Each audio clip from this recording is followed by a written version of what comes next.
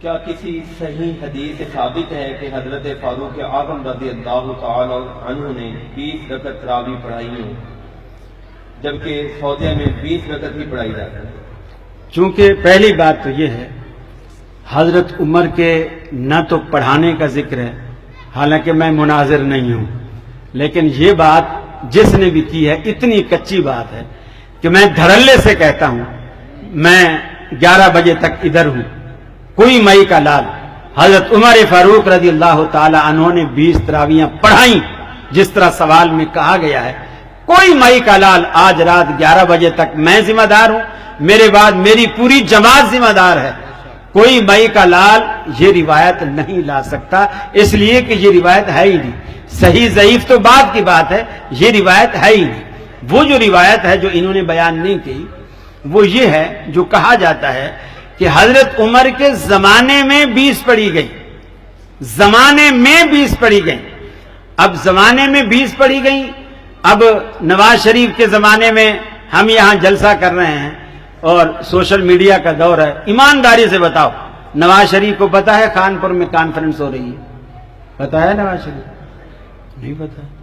حضرت عمر کے زمانے میں اگر کسی نے رات کو 20 تراویح، حضرت عمر کا زمانہ ایران تک سرحدیں پھیلی ہوئی تھی، ایران فتح ہوا، آج تک ان کو یہی تو جیلسی ہے، یہی تو جیلسی ہے کہ یہ سنی ہمارے علاقوں پہ قابض ہو کے بیٹھے ہیں۔ حضرت عمر بھی تو سنی تھے، نبی کریم صلی اللہ علیہ وسلم کی سنت پر عمل پیرا ہونے والے تھے، تو اس زمانے میں اگر ان کے زمانے میں 20 پڑھی گئی تو میرا سوال یہ ہے حضرت عمر کے نالج میں تھی یہ بات؟ معلوم نہیں۔ حضرت عمر کو کسی نے جا کر بتایا تھا فلاں مسجد میں 20 ہو رہی ہیں؟ معلوم نہیں۔ یہ 20 رکعتیں کس نے پڑھائی تھی؟ معلوم نہیں۔ پیچھے کس نے پڑھی تھی؟ معلوم نہیں۔ کس مسجد میں پڑھی گئی؟ معلوم نہیں۔ تو پھر بات کس بات کی ہے؟ اب آئیے اس کے مقابلے میں موطا امام مالک میں حضرت عمر فاروق رضی اللہ تعالی عنہ عبد الرحمن بن عوف کے ساتھ مدینے کا گشت کر رہے ہیں، رمضان کا موسم ہے، رات کا وقت ہے، تراویح کا وقت ہے، مسجد نبوی کے پاس گزرتے ہیں اور دیکھتے ہیں کہ کوئی اس کونے میں کوئی اس کونے میں علیحدہ علیحدہ، جس طرح کہ اللہ کے نبی نے فرمایا تھا کہ اللہ کو یہ نماز تمہاری بہت پسند ہے اور مجھے ڈر ہے کہ کہیں اللہ تم پر فرض نہ کر دے، تم اسے علیحدہ علیحدہ پڑھا کرو، اور لوگ الگ الگ طریقے سے پڑھ رہے ہیں۔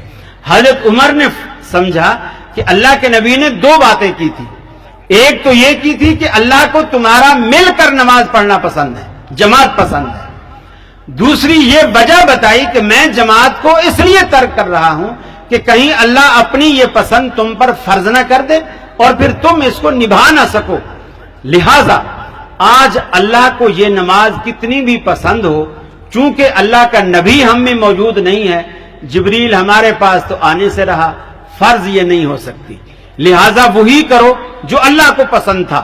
انہوں نے جماعت کو جاری کیا، اور تمیم داری جو قرآن مجید کے بہت بڑے حافظ قاری عالم تھے اور بہت پیارا قرآن پڑھتے تھے، اور ابی بن کعب رضی اللہ تعالیٰ عنہ قرآن مجید کے حافظ قاری تھے، دونوں کو مقرر کیا، اور دونوں کو مقرر کرنے کے بعد یہ حدیث کے الفاظ ہیں 11 رکعتن کے کہ آپ لوگوں کو 11 رکعتیں پڑھایا کرو۔ موطا امام مالک آج بھی آپ ہر مدرسے میں، دیوبند، بریلوی، اہل حدیث سب کے مدارس میں یہ کتاب موجود ہے، آپ وہاں اٹھا کے دیکھ لیجیے کہ حضرت اب یہ 11 رکعت وتر سمیت پڑھنے کا حکم کس نے دیا؟ معلوم ہے حضرت عمر نے دیا۔ کن کو دیا؟ ابی بن کعب اور تمیم داری کو، یہ بھی حدیث سے معلوم ہے۔ کس مسجد میں پڑھانے کو کہا؟ مسجد نبوی کے اندر، یہ جگہ بھی معلوم ہے، اور پیچھے پڑھنے والے کون تھے؟ صحابہ کرام تھے، یہ بھی معلوم ہے۔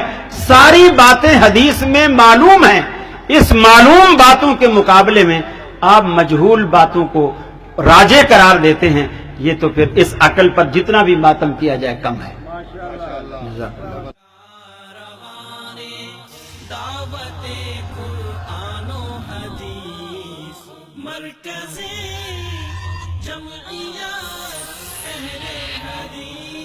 پاکستان